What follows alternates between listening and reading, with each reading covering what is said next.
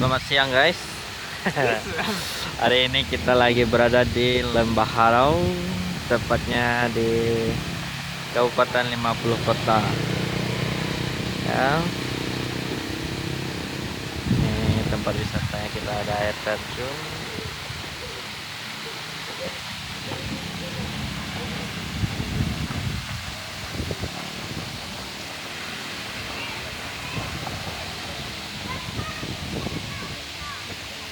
Ya, pemandangannya masih sangat asri guys.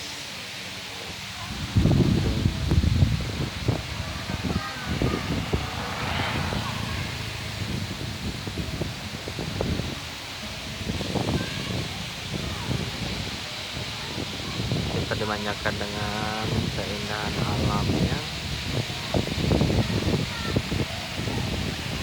Kali ini tebing-tebing.